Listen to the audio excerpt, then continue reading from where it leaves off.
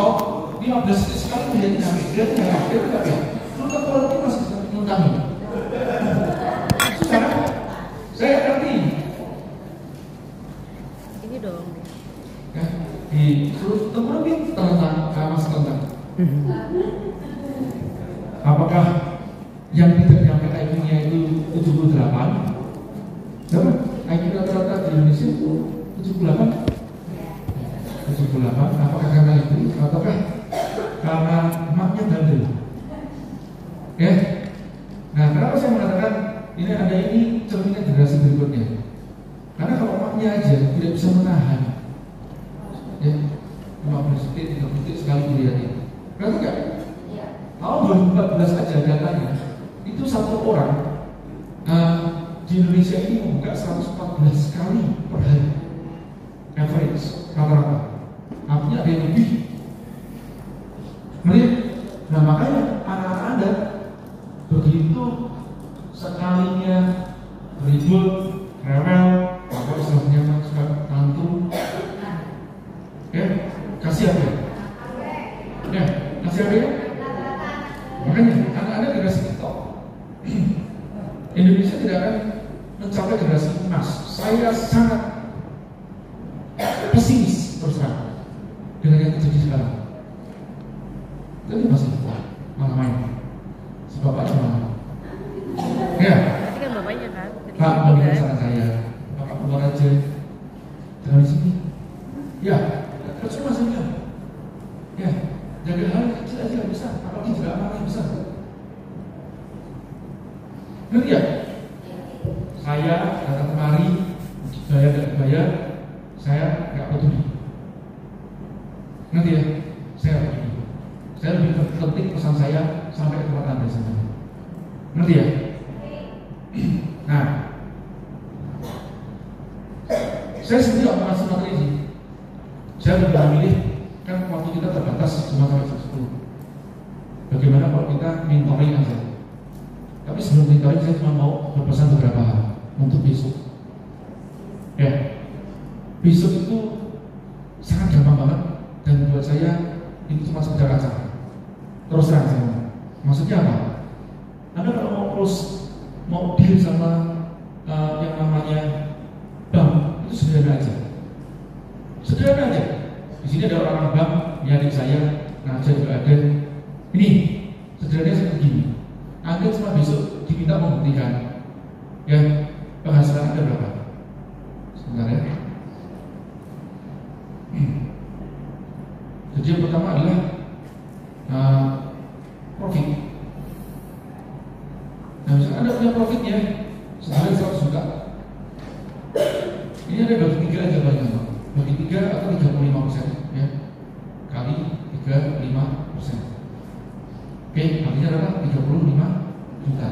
Ini adalah maksimum cicilan per bulan Anda. Sederhana seperti itu aja. Kalau Anda bicara masalah bank, tapi itu aja Anda harus punya agunan.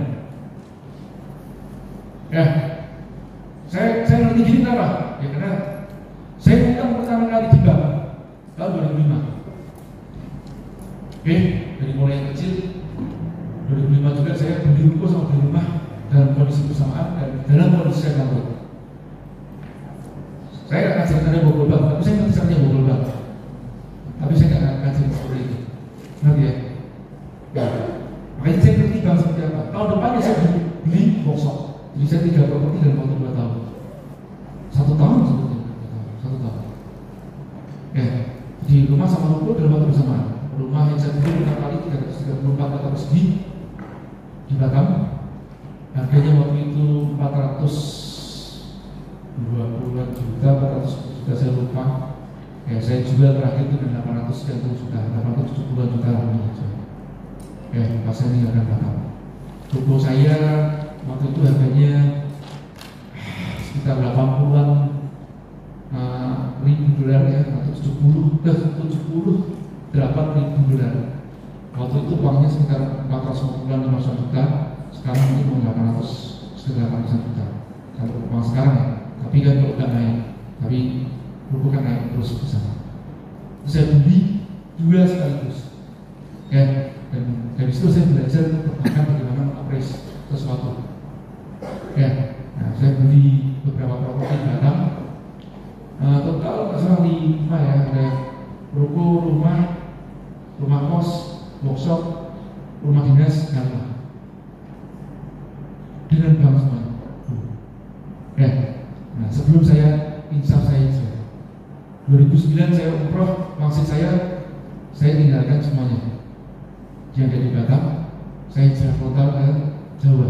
Saya nggak tahu mau kemana. Waktu itu saya mau cuma saya pindahkan, saya cari tanah di daerah Sentul, karena rumah di daerah Sentul, karena saya punya tanggungan orang tua yang maunya pensiun di kebun. Dan saya bilang, Pak, aku pindahin aja ke Sentul, karena Sentul ada banyak kebun. Ya, nah dari Sentul masuk dekat sama Jakarta. Nah setelah itu ayah saya meninggal, rumah sudah saya DPI, ayah saya meninggal. Terus saya tak punya alasan tinggal di Sentul lagi. Saya transit, saya nggak tahu kemana, yang penting saya nggak datang lagi. Properti saya berulang juga. Saya tinggal di Jakarta 2 tahun di Mall of Indonesia, beli sewa apartemen di sana. Hampir saya beli 2 apartemen, nggak jadi. Gara-gara apa? Saya stres di Jakarta. Ya, macet kok. Udah macet, terus saya mau besarin anak saya di mana? Di lingkungan apartemen di kota-kota. Oke, meskipun dengan fasilitas yang luar biasa, Anda tahu juga Mall of Indonesia seperti apa. Liftnya juga privat. Ya, yang satu lantai 2 rumah, dua lift. Artinya jarak kita ngantri aja. Nah, hampir saya berdua nggak jadi. Terus saya putuskan udah cari aja di Bandung, karena saya punya sekolah bisnis di Bandung. Jadi waktu itu semua bisnis saya tinggalkan, kecuali yang saya bisa tinggalkan cuma sekolah bisnis. Kenapa? Karena saya punya tanggung jawab murid waktu itu. Jadi saya pindahkan ke Bandung. Nah, dari situ saya cari rumah dan saya dapat properti juga yang lumayan, yang sekarang saya tinggali 834 meter persegi di Kota Baru Parayangan. Yaitu 2 kafe. Ya alhamdulillah juga. Ini saya jarang cerita di forum karena biasanya saya nggak mau ngajarin teman-teman masalah hutang. Saya jarang mau masalah hutang karena ada hal yang Anda harus hati-hati masalah hutang. Tapi saya cerita supaya Anda ngerti juga bahwa saya nggak ngomong berdasarkan cuman masuk teori doang nih, enggak. Ya artinya saya mengalami dan saya ngerti cara beli properti yang nggak pakai duit, nggak duit bagaimana kan? Saya ngerti. Ya. Jadi nanti Anda biar ngerti juga hutang yang baik sama hutang yang tidak baik yang seperti apa, dan hutang yang aman tidak aman seperti apa. Biar Anda ngerti juga. Ya. Kalau udah masuk ke dalam sini, ini kan hutang riba, ini kan bisa juga. Ya. Ya hutang riba dan Anda udah jelas ngerti lah kemana. Terus jangan pakai pay letter lagi. Ya, jangan pakai pay letter lagi, itu kan Anda jelas riba kan itu. Nggak ada pay letter syariah apa? Ya, pay letter syariah itu apa? Nah, tapi kalau ada sudah mengatakan syariah ya sudah, Anda nggak usah meragukan lagi. Fatwanya jelas lagi ya. Ya, kita ngaji fikih muamalah. Nah, kitabnya Syekh Ali As-Sobuni dari Mufti Surya, dia sudah meninggal tahun lalu. Nah, itu juga beliau mengatakan dalam fatwanya, jika ada institusi syariah, perbankan syariah, hukumlah meskipun belum murni syariah. Karena berbicara murni itu butuh waktu. Dan mereka tadinya tidak spin off, sekarang spin off sudah terpisah dari induknya. Nah ini butuh waktu untuk menjadikan syariah beneran. Dan jangan dicela. Karena kalau ada yang dicela, Anda akan jadi seperti Suriah nantinya. Ya, kalau ada orang yang motivator yang ngomong, jangan percaya dengan majelis ulama Indonesia. Nah itu hati-hati, ada demes kita jadi demes Suriah nanti. Nanti menggunakan nama ulama. Hati-hati. Ya, nah ini jika makanya ISIS nanti. Ya, nah kembali lagi. 2012 makanya saya pindah ke Bandung, yang saya pindah ke Bandung itu pun juga tidak menetap. Sekarang kita sedang membangun Surga. Engine saya membangun sistem kurikulum yang mandiri yang rahmatan di alam, menjadi rahmat bagi alam semesta. Ini engine saya. Ya, dan salah satu concern saya adalah di ideologi. Makanya saya membuat buku terbaru saya, menulis buku terbaru saya, judulnya Fondasi Bisnis Berkah. Dan itu sudah fundamental sekali. Ya, supaya teman-teman juga tahu. Besok teman-teman jadi permodalan, jadi pertanyaan besar lagi. Buat apa permodalan itu? Nanti, dan apakah cuma untuk memenuhi nafsu Anda saja? Dan hati-hati ya, uang hutang itu adalah uang panas. Maksudnya apa? Anda dari tidak punya uang, Anda tiba-tiba aja dapat duit gede, itu uang panas sebetulnya. Termasuk ini ya, saya ngomong. Sekarang banyak ya anak muda main internet marketing sebentar, kaya, betul? Dan kita kabur. Influencer gitu juga. Makanya harus hati-hati loh. Yang sering kali nih ya, yang gampang dapatnya, yang cepat dapatnya, keberkahannya kurang. Kenapa? Karena kesiapan Anda, kebatasan Anda untuk menjadi kaya itu belum kejar sama uangnya. Dan kadang-kadang kalau Anda diberikan hambatan-hambatan atau kesulitan-kesulitan oleh Allah, itu bisa bikin Allah itu mempersiapkan Anda supaya Anda pantas kaya gitu nantinya. Atau mungkin sekarang belum siap kaya, paham nggak? Allah jadi bencana buat Anda. Nanti, nah contohnya ya, bisa dapat duit. Yang biasanya Anda negosiasi sama supplier, Pak bayar seminggu ya. Ya, nah Anda besok sosokan bayar cepat semuanya. Nggak salah sebetulnya mempercepat, kan bagusnya kan semuanya tunai, bagusnya seperti itu. Ya kan? Nah, cuma Anda punya kewajiban yang lain atau Anda belum dibayar sama si pembeli Anda, gitu. Paham nggak? Nah, kecuali kalau Anda dibayar DP sama pembeli Anda, ya Anda kasih DP-nya ke dia, itu betul. Kalau Anda belum dibayar sama pembeli Anda aja minta utang, ya Anda di sana yang utang. Paham nggak? Jadi ini biar kasihnya balance.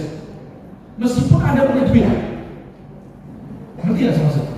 Karena bisa jadi Anda pas dibayar sana, yang sini nggak bayar sama Anda jadi bangkrut. Ingat ya, orang bangkrut itu, perhatikan, orang bangkrut itu belum tentu dia rugi, bisa jadi dia rugi. Nah, bingung kan? Dan orang tidak bangkrut belum tentu dia untung. Nah, kuncinya di mana? Kalian tahu nggak? Kuncinya di mana? Cash flow, tahu ya? Nah, jadi misalnya gini, Anda utang sama orang nih, belum sempat Anda bayar, betul?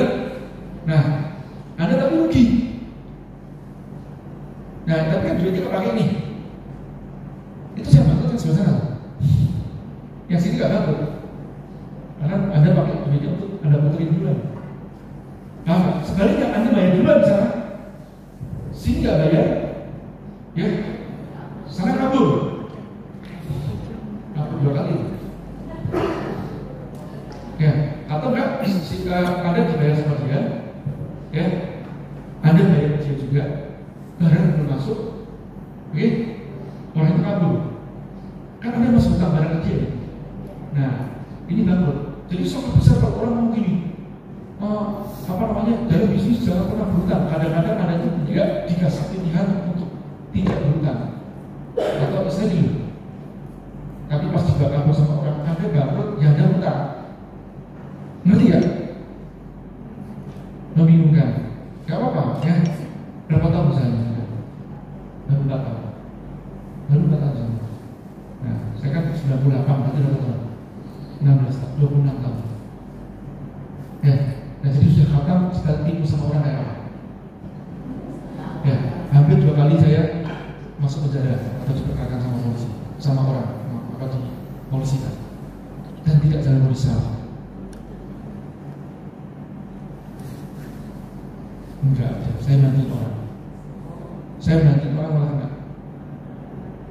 Makanya saya nanti nonton aja YouTube saya. Ada. Oke ya. Nah, saya lanjutkan lagi ya. Kembali lagi tadi bicara masalah cash flow. Saya mungkin perlu coret-coret lagi teman-teman. Perlu coret-coret. Ini nggak saya coret sini aja lah ya. Saya coret-coret. Jadi bicara masalah. Nah, terus ini pakai yang tasnya pos ini. Oke, jadi tadi ini kan ada input, ya, ini output, ini kamar ini ada. Jadi ini saya makanya bilang, Anda nutup HP-nya aja, belum tentu ada paham. Apalagi kalau masuk ke Anda. Ya, sampai ngecek. Oke, baik ya. Nah, ini input output sama prosesnya ada di sini. Ya. Nah, jadi kalau duit itu masuk dari kanan, ini kan customer. Ya, ini supplier, kontraktor. Oke, duit masuk itu dari kanan ke kiri, betul? Keluar jadi operasional perusahaan, operasional cost. Oke, keluar lagi bayar utang kewajiban, betul? Nah, ini jangan sampai Anda duluan cash flow. Anda begitu duluan cash flow saatnya duluan, ininya kosong, minus satu. Paham ya? Jadi sini masuk, sana baru keluar. Paham? Kecuali barang sudah ada terima, Anda boleh. Anda bisa gini, oh ya, barang sudah terima, ya, Anda bayar, tunaikan langsung, boleh. Paling nggak Anda punya barang. Kalau ada apa-apa, Anda masih bisa jual barang, paham? Tapi begitu Anda DPI di sana, Anda beli, oh lunasin semuanya, baru nanti barang datang, hati-hati, dia kabur, nanti ya. Ada salahnya seperti itu, ya. Dan ini harus hati-hati semuanya. Nah, kadang-kadang kita pas ada dapat duit, Anda merasa gampang kan? Lumayan gitu. Karena Anda. Saya pernah kena seperti hal seperti itu. 4,5 miliar ruginya. Ya, ini dari utang. Ya, 2013. Makanya saya tuliskan kita mati mampu. Saya buat kaidah-kaidah di situ. Ya, nah itu nggak seberapa Pak. Itu belum seberapa. Ya, kalau dia punya bisnis lebih daripada itu. Ya.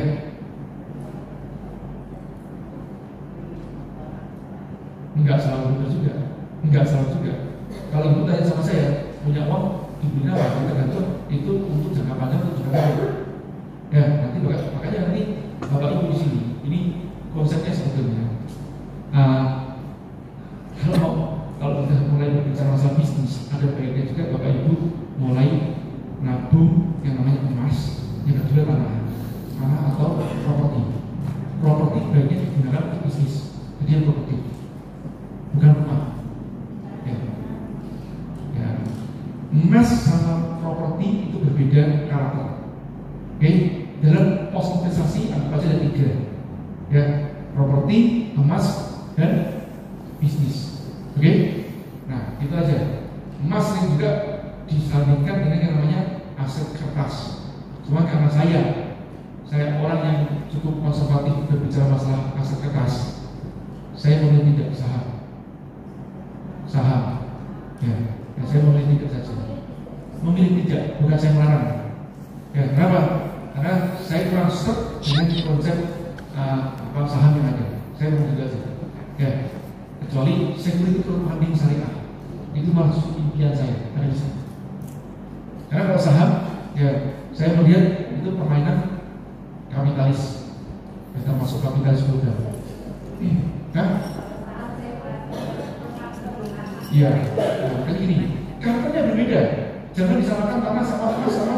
Kalau mau mendingan saham, saya akan memilih emas dibandingkan sama itu. Ingat ya, rumah, properti yang ada tanahnya itu cenderung naik tidak turun. Kenapa? Butuh keterbatasan terhadap tanah itu. Tapi tidak liquid, Anda tidak bisa menjual belikan setiap saat. Paham ya? Nah, investasinya jangka waktunya paling pas itu 10 tahun ke atas.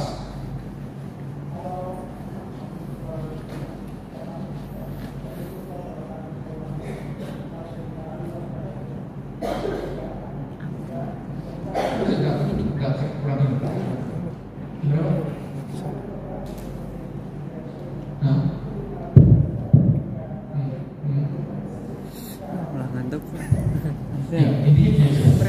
Mau pakai buat apapun, ya bapak itu kan bisnis lingkungan cara. Ya, inti saya itu di sini. Saya berbicara 3 pos investasi. Ini dari buku saya kita akan dapur. Ya, yang pertama adalah properti pakai bangunan itu cuma untuk syarat supaya Bapak Ibu bisa KPR. Ya, tapi sekarang sudah ada kredit pemilikan kafil sudah ada juga. Ya, nah, oke, selanjutnya ya. Intinya tanah, ya satu tanah atau properti. Yang kedua, ya, properti tadi itu tidak liquid, jangka panjang, cenderung naik. Oke, yang kedua adalah emas. Emas itu fluktuasi, liquid. Pada dasarnya emas tidak fluktuasi, Bapak Ibu. Yang fluktuasi itu rupiahnya. Paham nggak? Nah, makanya begini, yang benar kapan saatnya beli emas? Bukan saatnya harga emas turun. Tidak, saat yang punya duit. Begitu punya duit yang beli, yang beli. Yang diperlukan nanti untuk apapun itu. Ya, untuk naik haji, untuk umroh, Bapak Ibu cek aja haji terhadap nilai emas turun setiap tahunnya.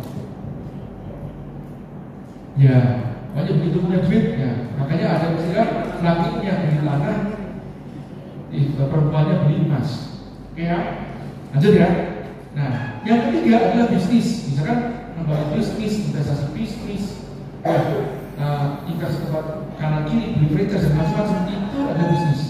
Menghasilkan, ya, menghasilkan cash flow bisa bulanan, bisa tidak bulanan, ya. Tapi ada risiko. Nah, lebih berisiko. Kalau yang juga tadi lebih minim risiko. Bahkan pada saat kios sekalipun emas tetap menjadi mata uangnya berharga. Ya, pada saat kertasnya tidak berharga.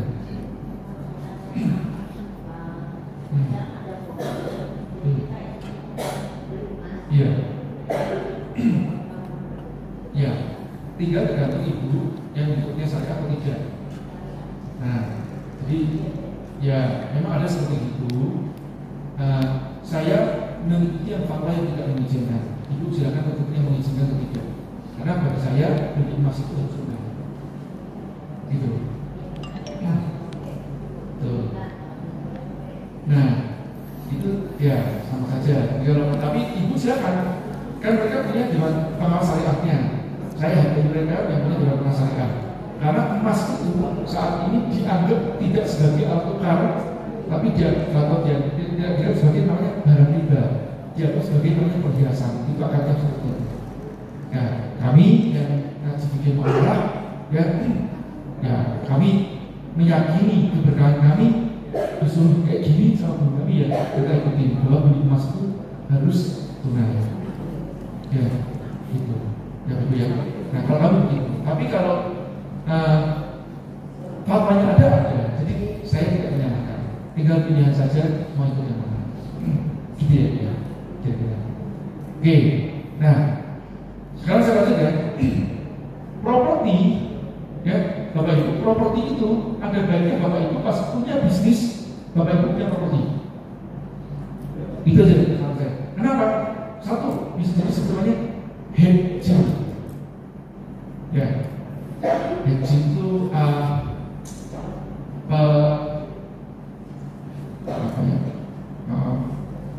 istilahnya namanya hedging bahasa Indonesia.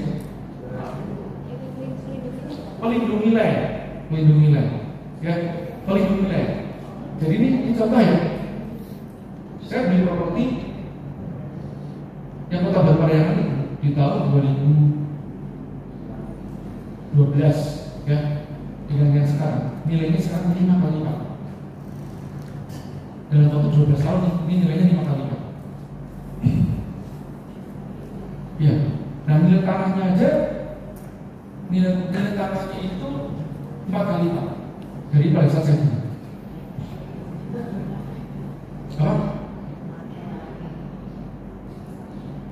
Ya, itu jelas. Ya, tapi kan hukum keterbatasan. Ya. Karena kita ini kan ibaratnya terbatas kan. Jadi kan kalau orang yang punya tanah, dia harus memikir ke tempatnya pinggiran-pinggiran. Yang dari sini harga naik. Ya. Nah makanya kenapa saya mengatakan Bapak Ibu baiknya memiliki properti pada saat bangun bisnis, itu nanti kalau ada apa-apa dengan bisnisnya itu, Bapak Ibu ya, itu rumah ini bisa sebagai balikin utang buat bayar utang.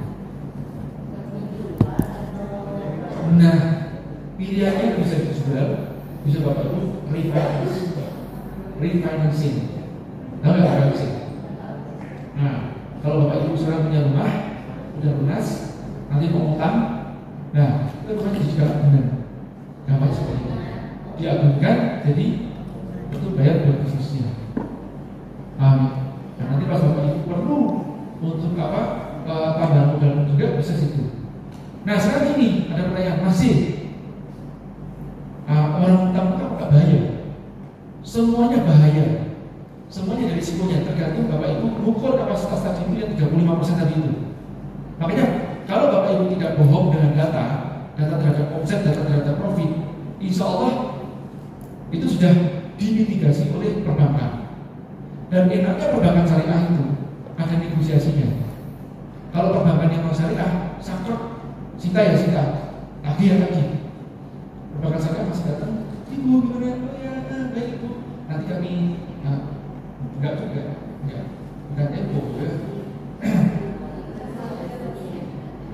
Ya nanti bisa tergantung kan harus dicek tempatnya ibu bagaimana.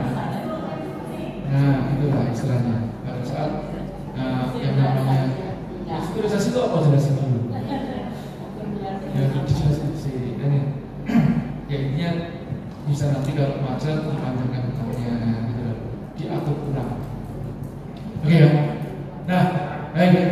Nah, jadi gini. Ini saya perhatikan ya. Ya. Saya mau tanya dulu tapi di sini yang sudah punya rumah sendiri akan mau cicil maupun lunas. Oke, baik. Ya, lanjut.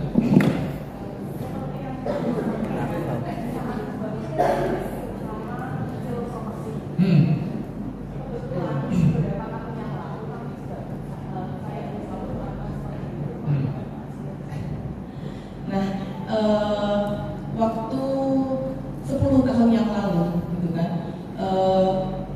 usaha kami, itu awal pernikahan kan bisnis belum begitu tinggi, kebutuhan juga belum begitu banyak, baru mulai bisnis, terus kebetulan ada tanah yang murah, kami mencoba beli. Nah, singkatnya saat ini kita mempunyai aset tanah, seperti yang tadi disampaikan sama tadi.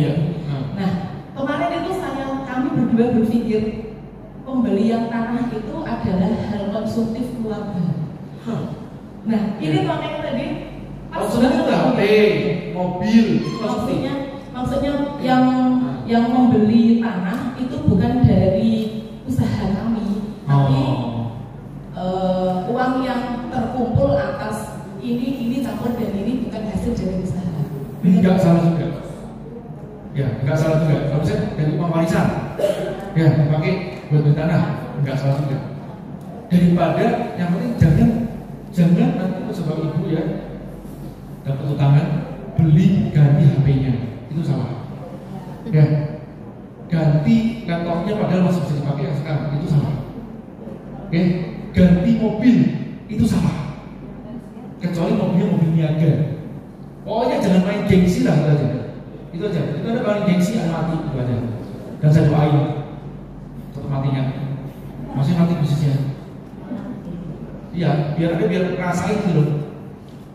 Seperti apa rasanya kalau Anda tidak amanah. Kan duit itu dipakai buat usaha. Nanti ya? Nah itu. Paham ya? Ya. Saya juga menjalankan seperti yang tadi Pak Zaidi sampaikan. Terus di tahun kelima kemarin saya mengambil pinjaman di bank pakai agunan tanah itu. Nah, kemarin itu ini kebetulan kami berdua. Nah, itu tadi kami dalam posisi kesimpulan tanah ini mau kami jual karena kemarin yang beli itu maksudnya bukan aset dari perusahaan usaha ini gitu loh, bukan murni dari perusahaan ini. Tapi ternyata ini tadi yang disampaikan itu adalah sudah posisi yang benar. Enggak salah. Jadi banyak beli tanah, beli emas itu kalau punya duit ya dibeli sana sudah benar. Mau duitnya beli warisan, mau duit dari mana, mudah. Nah, sekarang proyeksi kami ke depan itu kan tadinya karena tanah kami itu kan lokasinya agak jauh gitu kan, Bantul masih posisinya agak desa. Saya kemarin itu berpikir, saya kan sedang sewa gudang.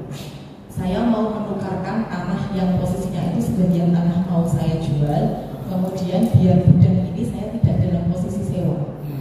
Saya kemarin berpikiran kayak gitu. Tapi suami saya berpikir biarkan tanah itu biarkan saja, nanti nilainya pun akan tinggi. Toh tanah itu kan juga tidak dalam posisi mati, kan itu sebagai agunan yang kita pinjam di bank gitu. Jadi tetap aja kita bayar sewa daripada menjual tanah itu. Itu setuju. Lebih setuju seperti itu ya. Jadi biar kita sewa aja. Ya. Baiknya kalau udah beli tanah, beli tanah sama emas itu jangan jual. Baiknya. Makanya kalau sebenarnya kan emas kan bisa dijadiin juga. Kan nanti pinjam ya untuk modal usaha bisa juga. Kalau maksud saya kan tanah ini dijual digantikan untuk cari gudang biar gudangnya itu nggak sewa. Kalau saya bisa, nggak salah juga. Asalkan kalau itu kan ditukar gulingkan sana boleh juga. Yang penting kan ini properti ke properti. Ya, dan ingat ya Bapak Ibu, ya begitu Anda punya usaha, baiknya Anda sudah mulai membeli properti meskipun itu bentuknya cicilan. Saya ngomong. Ini orang salah sekali. Oh, kita berusaha tunai. Anda beli tunai, ini permainan kapitalis semuanya kok. Yang tukang borong-borong tanah ada kok. Ya. Nah kalau tanah sih masih apa? Kenaikan yang tinggi, tapi properti kan ya. Yang misalkan properti strategis kan, itu kan dimiliki oleh kapitalis. Makanya ada istilah namanya semakin harga naik. Iya. Nah makanya kalau Anda nggak beli sekarang, Anda ngumpulin duitnya pakai rupiah, nggak akan beli. Kalau Anda belinya beli emas, cicil pakai emas, nanti Anda ngumpulin, itu masih penting. Tapi beli pakai rupiah, Anda rugi nggak? Nggak rugi. Itu orang seringkali itu 200% dari harga rumahnya. Nah selama berapa tahun? 10 tahun. Nah Anda tahu nggak harga emas saja naik 2 kali lipat per 5 tahun average. Nah dong, ya itu riba yang besar sekali. Bukan riba tahu, ya itu namanya mitigasi risiko. Kan gitu loh. Nah kenapa? Kan Anda pinjam duit, ya pinjam duit buat beli tanah. Emang bisa 10 tahun kalau Anda bayar bisa gini 1 miliar ya, Anda 0%. Nyicil ke tempatnya BSI 0%, ya 10 tahun kemudian 1 miliar itu bisa beli tanah yang sama nggak? Ya bakalan lah gitu. Nalar kan gitu aja kan? Paham nggak? Nah kadang-kadang di sosial media atau provokasi berlebihan, ya. Nah baik, sekarang pertanyaan jadi begini, Mas, saya lebih memilih menggunakan bank atau investor pribadi, Mas? Ini saya jelaskan.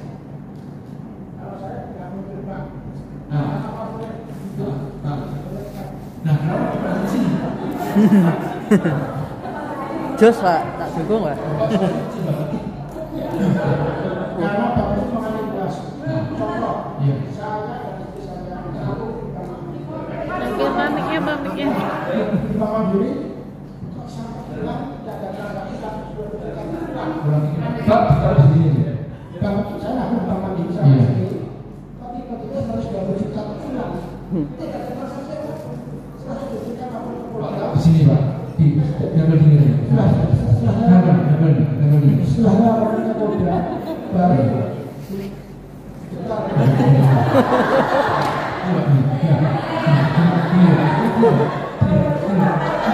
Dagu Pak, dagu. Jadi gini apa? setelah ada laporan dari Polda, baru dia bingung. Akhirnya kan menyadari bahwa nggak salah memasukkan dana itu ke pihak lain. Satu itu ya. Kedua, dalam jual beli tanah di Jogja itu sangat hati-hati. Ada seorang dokter dosen UI ekonomi bisnis mau masuk dalam tanahnya pembeli sampai dia harus bayar ke Polda 500 juta dijadikan ATM di Kapolda Jogja. Satu bernama Dokter yang kedua notaris di depan UNB namanya berpindah juga mau masuk kadang-kadang masuk penjara karena dia bayar 500 juta baru bisa keluar dari. Bapak ini bisa membedakan antara oknum kasus. Iya, itu pengalaman saya Bu. Iya, saya tanya. Saya bisa Bapak gini, Bapak bisa ketipu. Saya tidak mau bisnis lagi karena saya pernah ketipu. Bukan kamu bisnis. Iya. Berhati-hati Pak. Iya, sekarang gini, saya tanya saya semua aja. Bapak ingin uang di mana? Sekarang gini Pak, Enggak pertanyaan saya tanya dulu. Bapak sekarang nyimpen uangnya di bank enggak? Di kasur. Bapak nyimpen uang di bank enggak? Saya di bank Mandiri, Pak. Hah? Mandiri. Iya. Nah iya, kenapa Bapak masih pakai bank lagi? Harusnya di bank batal. Maksud saya, pengalaman di bank itu membuatkan saya itu lebih tidak percaya. Iya. Nah, kenapa Bapak di forum ini? Ini kan biasanya kan ketemunya sama perbankan. Ya apa sih? Saya wah itu jadi tanpa bunga apapun saya tidak tertarik. Iya. Dan kenapa Bapak masih di dalam ruangan ini? Saya Nah, enggak. Bapak tahu nggak ini ruangannya ini untuk apa? ya saya bukan masuk saja. Iya. Enggak, pertanyaan saya tuh, Bapak sadar nggak Bapak masuk di ruangan ini? Salah iklim, Pak. Saya masuk Pak. Cuma masalahnya pengalaman saya itu tidak cerita pada minggu aja. Iya, saya gini Pak. Bapak saya nggak ngerti ya, Bapak usahanya berapa lama ya? Bapak sih cerita. Ya, Saya mulai 2007 Pak. 2007. Iya. Saya dibiayai oleh orang tua saya yang dulu di Walaupun di Lampung. Iya. Terus dibiayai untuk mengelola tanah di Lampung 50 hektar Iya. disewakan ke Gunung Agung. Iya. Setiap tahun saya dapat 500. Bapak dari Lampung berarti? Enggak, saya dari dekat tapi bahasa dinas sana. Oke, ya, saya tahu Gunung Madu. Saya kan ayah saya di sana. Berkembang kami berjual properti. Ya, ya wes. Bapak nggak punya nggak? Ya, intinya Bapak kan tidak bisa sama bank. Di besok masuk sekelas Pak. Ya. Ini kalau bisa masuk di dalam ruangan ini cuma tiapnya ini kering. Ya, baik ya. Nah, saya ngomong sama teman-teman. Kalau dalam kondisi saya sekarang, saya tidak minta di bank. Maksudnya saya tidak menambah hutang saya lagi di bank. Saya hanya akan menyelesaikan hutang saya di bank. Satu, usia saya sudah di atas 50. Ya. Dan kedua, saya tidak berminat lagi pada bisnis. Usia saya. Ya. Ya. Saya tidak berminat pada bisnis lagi. Saya ngomong gitu. Artinya saya memang tidak berminat untuk mengembangkan bisnis saya. Ya. Saya lebih berminat untuk membangun ekosistem. Ya. Nah, memang karena itu alasan itu saya tidak bernafsu lagi untuk mengembangkan apalagi dengan kita. Oke. Nah, tapi bukan berarti kalau saya ngomong sama adik-adik yang masih muda yang umur 30 tahun, saya bilang tikus, saya bilang kamu terlalu slow. Jadi saya katakan sama yang masih muda. Kalau yang tua ya nggak usah.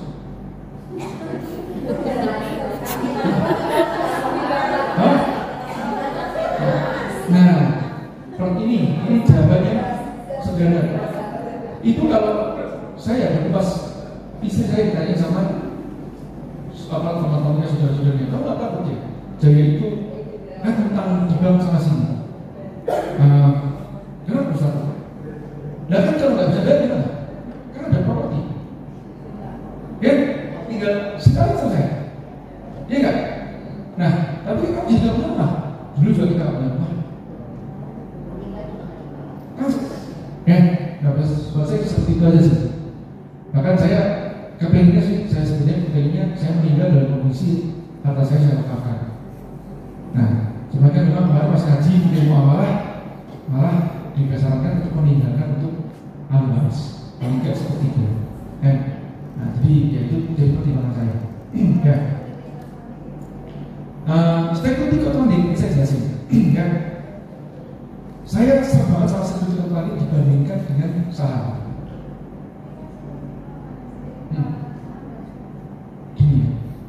Intinya gini, security crowdfunding saat ini kan belum keluar yang namanya pasar sekunder. Oke, dan di buku saya di Fondasi Bismika itu saya bahas kenapa saya tertarik dengan sistem saham, karena saham itu permainan. Ya, gara-gara tweetnya Kang Ucup atau Mas Elon itu harga saham bisa turun. Ada nggak tahu yang saya maksud saya? Siapa? Elon Musk. Nah, sama satu lagi saya sebut Kang Ucup ya. Nanti ya, bisa Mansur ya, tadi ya. Dia kalau apa namanya, nge-tweet aja, saham bisa naik, bisa turun. Itu kan lucu kan? Nah, makanya kami punya cita-cita untuk membangun sistem saham sendiri yang nanti atau suku lah ya, kayak gitu yang benar syariah sistemnya. Seperti apa itu? Harga saham tidak terfluktuasi sampai di mana, tapi harga saham terfluktuasi oleh kinerja perusahaan. Harusnya seperti itu.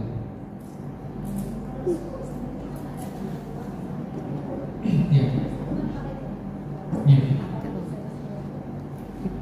Saya belum pelajari itu. Itu nanti mungkin yang sama yang dibahas. Dia kan dulu kan dari tingkat syariah. Ya. Nah, cuma buat saya, ya, saya balik lagi duluan. Pilihannya sekarang, pokoknya kalau saya prinsipnya gini aja. Kalau ada dewan pengawas syariah, itu nomor satu ada yang bertanggung jawab secara syariah. Nah, itu 1 bulan, ya. Mau set nggak set itu pilihan. Tinggal kayak kita milih ada hadis ini, ada hadis seperti ini, madhab ini, madhab itu, kita memilih yang mana silakan saja. Ya, tapi jangan lompat-lompat karena oportunis. Karena ini lebih menguntungkan saya pilih madhab ini, itu nggak boleh. Ya, kalau ini besar, saya pakai panitia. Ya, nah itu boleh sebenarnya. Nah, oke, kembali lagi. Saya saat ini lebih banyak memilih, waktu dulu ya, lebih memilih dari pengalaman saya bisnis. Saya memilih dengan institusi dibandingkan dengan perorangan. Kenapa? Karena manusia investor di Indonesia yang perorangan cenderung tidak siap menjadi investor. Kalau untung, mau bagi untung, kalau rugi tak balikin duitnya. Dan hubungan personal jadi rusak. Enggak. Makanya saya lebih banyak memilih institusi. Jadi Bapak Ibu salah kaprah kalau mengatakan saya lebih memilih investor dibandingkan bank. Dan bank itu juga investor. Nanti enggak? Yang dikelola oleh profesional, dari duitnya cepat, sama. BMT juga profesional sama juga, itu investor. Yang salahnya teman-teman, itu justru malah apa? Mindsetnya sebagai pengelola tidak seperti, ya tidak syariah loh. Contoh tidak syariah gini, banding-bandingin masalah bagi hasilnya berapa persen. Itu contoh, ya, oh sana lebih kecil, itu lebih kecil. Nah, kalau nggak gini, tanya saya gini, kalau seandainya saya minta sama Bapak Ibu, itu saya tulisnya di buku saya minta sama Bapak Ibu, oke, kita ini ya, sirkah ya, saya punya sahamnya akhirnya 50%, terus Ibu kerja, menguntungkan ternyata, moncer untungnya, bagi hasil sama saya udah mulai alasan-alasan, udah mulai gini, ini enak aja tuh jaya utamakan, dapat 50% saham, apa bagi hasilnya, saya kerja keras nih, saya rugi dong. Itu mindset kapitalis. Paham? Nah, harus nggak mikir kayak gitu. Harusnya Ibu untung, kenapa? Untuk kredibilitas, untuk skill dalam menjalankan apa namanya bisnisnya, dan kredibilitas nama baik Ibu. Melejit, besok saya akan mau gini. Sama Bu siapa namanya? Bu Gima. Nah, Bu Gima. Invest sama Bu Gima menguntungkan. Dan cincai banget, asik banget. Itu contoh gitu. Nah ini kredibilitas itu kan naik. Nanti besok ya, ini bagi 50%, itu kan jadi lebih. Karena orang kan akan ngasih tahunya Ibu, asalkan Ibu amanah. Paham ya sama itu ya? Nah gitu. Jadi mindsetnya itu juga. Ada video saya namanya mindset investor dan mindset pengelola. Ya ini jadi kan saya lupa ya, itu judul YouTube-nya apa saya lupa, udah lama sekali sih, mungkin 2017 saya upload ya. Nah, itu tentang mindset investor sama mindset pengelola. Ya, jadi mindset sebagai pengelola, ini kan Bapak Ibu sebagai pengelola, ini kan nomor satu, niatkan untuk berbagi dengan investor. Itu dulu ya. Jadi itu Bapak Ibu itu niatnya malah mikir ini kecil-kecilan bunga, atau apa, itu bandingin yang syariah sama nggak syariah. Itu sudah salah besar kan? Saya kenapa? Kalau yang syariah itu dia kenapa kok berani menanggung atau mungkin memberikan bagi hasil lebih besar. Yang pertama mereka tidak terfluktuasi. Ya, menanggung risiko, ya menanggung risiko kalau terjadi fluktuasi. Gitu kan? Nah, itu kalau yang syariah seperti itu, dan juga dia tidak ada keuntungan dari denda. Jadi denda itu tidak masuk dalam keuntungan. Denda masuk ke dalam dana kebajikan umat, ya masuk ke tempat lembaga amil zakat. Larinya ke sana. Tapi denda tetap harus digunakan nggak? Iya, untuk mendisiplinkan manusia. Paham ya maksudnya? Nah, jadi ini sudah dikaji lah, tidak usah diikuti. Ya. Nah, tapi tinggal pilihannya, apakah saya mau ke tempatnya angel investor, ya, ke tempatnya teman saya, ya, atau ke tempatnya institusi, baik itu peer-to-peer lending, ya, atau security crowdfunding, tadi kan kita syariah dulunya, atau ke tempatnya perbankan. Paham ya? Itu. Nah, yang paling penting tadi mindset sebagai seorang pengelola, kita jangan hitung-hitungan. Ya, gitu kan? Ya kan, toh saat ini kalau aku untung, pas aku untung ini, kalau rugi dia yang nanggung kok. Ya kan? Nah, tapi hati-hati juga, jangan terlalu muluk berbicara atau menjanjikan. Itu paling penting. Ya. Ya. Ya.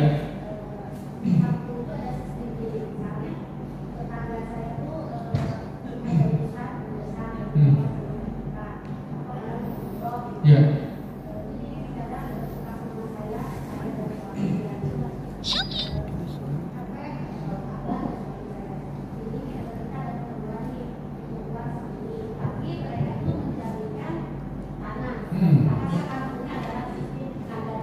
Iya. Nanti ngacung sini jadi ini. Iya. Iya. Iya. Kalau yang saya pelajari ya, saya nanti serahkan sama Bapak Sakit aja ya. Nah, cuma yang saya pelajari mengambil manfaat dari pinjaman ya, itu namanya riba. Jelas kan? Karena kan dipinjamkan, kita pinjam duit karena negara itu jelas mengambil manfaat. Nah,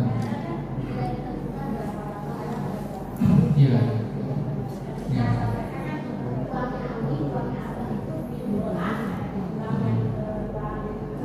Iya. Jadi gini ya, itu kan sebenarnya sudah disyariatkan, ya, sudah disyariatkan bahwa kalau itu kan dikasih dua pilihan ya. Saya coba pakai coret-coret ya. Nah, saya pakai coret-coret. Ya betul. Jadi tetap sepakat ya bahwa ada yang namanya jaminan. Bapak Ibu tahu kan bahwa Allah itu kan menghalalkan jual beli dan menghalalkan riba. Betul ya? Baik. Jadi pada saat orang itu butuh duit, ya, dia butuh duit. Nah, oke. Oh nggak keluar? Sebentar ya. Saya mirrorkan dulu ya. Setting display mirror. Oke. Nah, kelihatan? Oke. Nah, butuh duit. Ya, ini tanya duluan. Oke. Buat bisnis atau non bisnis? Enggak, dalam artian bisa jadi pribadi, bisa jadi tidak ya. Bisnis kan bisa pribadi juga. Non bisnis itu maksudnya gini, anak sakit, anak sekolah, umroh, tadi kan non bisnis. Ya kan? Nah, jadi ini gini dulu nih, non bisnis. Oke. Ini orangnya mampu nggak? Tidak. Oke? Ya, kalau tidak, sedekah. Belum selesai. Belum selesai. Ya. Kalau tidak sedekah. Kalau mampu, ya, pilih juga, ya. Kalau mampu pilih juga.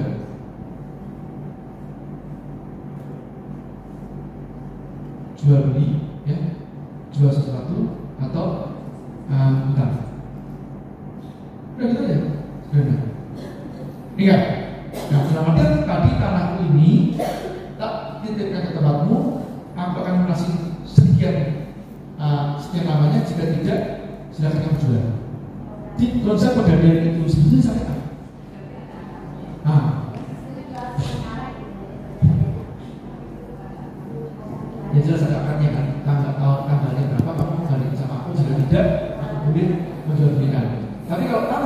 bisa jadi loh.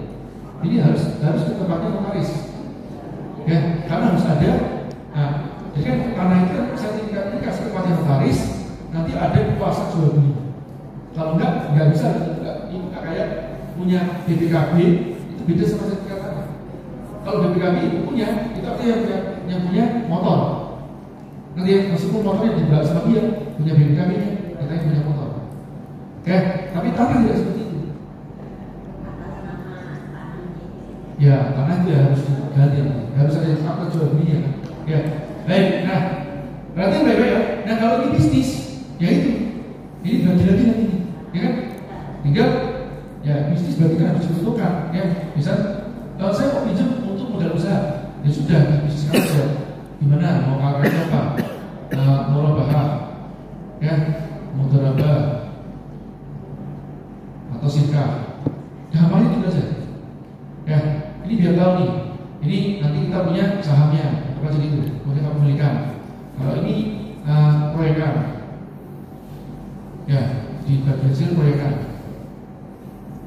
Oke, kalau ini jual beli, jadi kan kayak apa ya? Dapat untung dari jual beli. Saya beli, saya jual ke tempatnya Anda izin berapa lama sama saya. Namanya itu. Nah, ini yang saya perhatikan dari mempelajari ilmu amal sederhana sih sebenarnya. Ya kan? Jadi kan Allah itu mengharapkan jual beli dan mengharapkan riba. Ya. Nah, tapi harus tahu juga, bukan berarti hutang tidak boleh. Akan menghutangi orang itu pahalanya 18 kali dan kita kalau sedekah pahalanya cuma 10 kali. Ya. Tapi nanti ada hadis lagi juga, namanya hadis Jabir, ya, yang mengatakan bahwa cincailah kamu. Di bahasa ininya tuh itu ya cincai namanya, cincai ya. Cincai itu longgarlah kamu, ya. Jadi toleranlah kamu pada saat menjual dan toleranlah kamu pada saat membeli dan juga toleran pada saat berselisih. Oke, ya toleransi apa? Kalau ibu kalau nawar sama orang jangan kebangetan. Ngerti nggak? Pas mau beli, mau punya hati lah, biar terjadi ridho sama ridho. Ngerti ya? Karena tujuan dari bisnis sederhana aja, ridho sama ridho. Bapak ibu bisa mau saya menang, kalau mati kok, nah kita menang, dia nggak ridho, dia suka sama kita, energi dia menaruh dan waktu. Dia mau kampret, kita jadi kampret. Ngerti ya? Nah, itu semuanya tidak berkah. Makanya toleranlah pada saat kamu menawar, toleranlah pada saat kamu ditawar, gitu kan ya? Ya, dan toleranlah pada saat kamu berselisih. Kata berselisih itu maksudnya apa? Pada saat kita nagih, bukan berselisih, menagihannya pada saat utang. Makanya orang ditagih utangnya dan dia mengatakan belum bisa balikin, kita toleran, kita dapat pahala. Itu kata-katanya ibu yang terprovokasi dengan omongan orang. Ya, nah makanya bahasa gini aja, ikutin aja itu. Ibu pas pinjemin dia buat apa? Pertanyaan saya. Nah, buat saya gini aja paling apa? Ada jaminan nggak? Pertanyaan saya, dia mampu nggak? Nah, ya, kan salah ibu. Karena tidak bermain di akal, kan benar. Kalau akan jelas, nggak usah sakit hati, kan sudah ada barang gitu ya. Ini udah kejadian sekian kan? Nah, kita sudah selesai. Nah, bagi teman-teman yang mau order kaos keren, silakan bisa di marketplace Shopee, Tokopedia, Bukalapak maupun Lazada. Caranya tinggal ketik saja Muhammad Ervando ya. Nah, teman-teman tinggal pilih untuk kaos-kaos kerennya. Kemudian yang cocok langsung saja di order untuk kaos-kaos kerennya ya. Bisa diorder satuan, lusinan, ataupun borongan, silahkan bebas. Nah, berikut ini saya kasih rangkumannya ya. Nah, teman-teman ketik saja di Shopee, Tokopedia, Bukalapak, Lazada, ketik Muhammad Ervando. Nah, kemudian juga tersedia kaos lengan panjang dengan desain-desain keren. Tinggal teman-teman pilih di marketplace Shopee, Tokopedia, Bukalapak, Lazada. Cuman untuk kaos lengan panjang ketiknya Vando Official Shop ya. Spesial untuk kaos lengan panjang, bisa untuk pria maupun wanita. Nah, untuk wanita yang berjilbab sangat cocok ya. karena pakai lengan panjang tersedia juga, dan tentunya dengan desain-desain kaos yang keren, kekinian. Nah, silakan teman-teman bisa ketik di Shopee, Tokopedia, Bukalapak maupun Lazada, ketik saja Vando Official Shop.